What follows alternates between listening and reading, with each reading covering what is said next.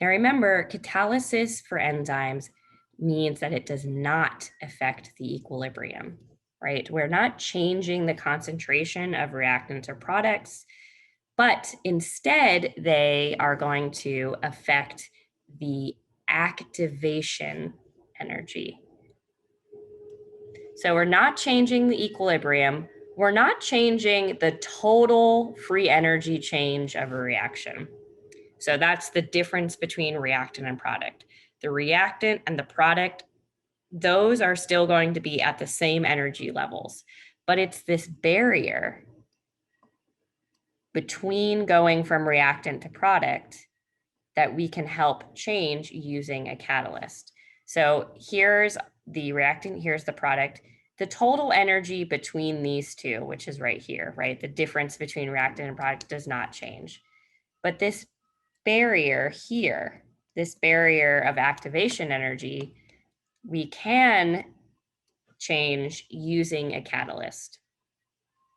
So the way that they are increasing the reaction rate, how fast a reaction happens, is by decreasing this activation barrier. This will sometimes be showed as this symbol, this delta G with the double plus sign here. That is the change in energy or the activation barrier specifically. So we know that enzymes enhance the rate of reaction. Here's just some examples of the enhancement of a reaction through an enzyme. These are multiple enzymes with known reactions and how much they actually enhance that reaction. So for example, urease, which is taking urea, and this is breaking, the ace is a word to mean to break down. So this reaction would happen normally, and it can occur without an enzyme, but you can see with urease, the actual rate of the reaction is increased by 10 to the 14th. So there's an extreme amount of enhancement by utilizing this enzyme, which again is one main reason biological organisms rely on having all these different enzymes to help these reactions go faster.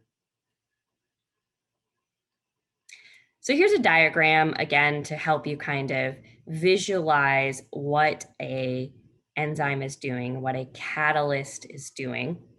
Again, the free energy is on the left here, and this is the reaction progression as we go from left to right, starting with our substrate or our reactant and ending in our product.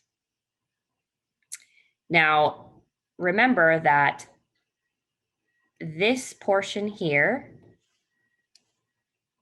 this portion of what we call activation energy, is how we go from a starting substrate to usually a transition state molecule. That transition state molecule is almost always higher in energy, and that's what causes this barrier of activation. But once you achieve making your transition state molecule, you then can progress to the product much easier. So enzymes are actually, again, helping to lower this activation energy by helping to stabilize or alter and help with the creation of achieving the transition state molecule. And again, this lowers that activation energy for the whole reaction.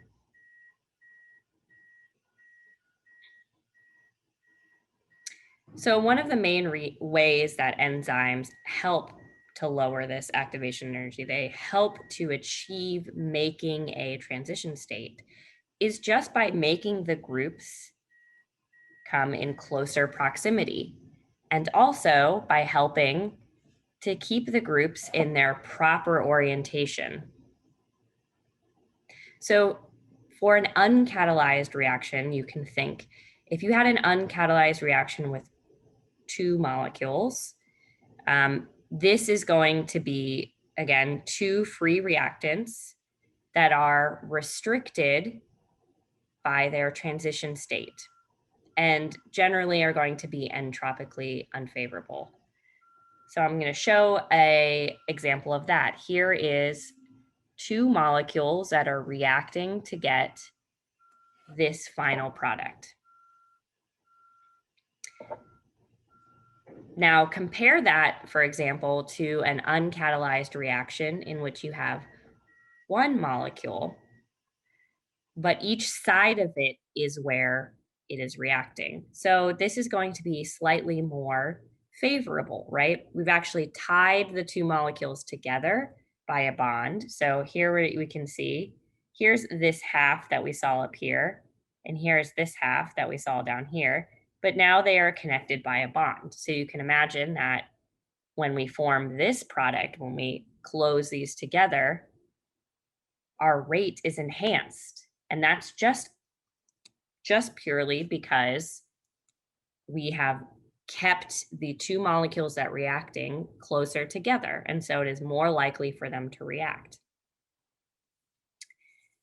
Now, in a catalyzed reaction, essentially the enzyme is using this organization of the reactants to keep them in this state, essentially to catalyze the reaction. So again, this was done, as my example shows here, as a type of experiment by Thomas C. Bruice. He showed that by actually tying our reactants together and keeping them in close proximity, and this is in a very simple type of organization, not with an enzyme, he showed that this enhanced the rate. And thus, he could determine that by actually tying molecules close together in close proximity and having them in the correct orientation, enzymes also are increasing rates in this same manner.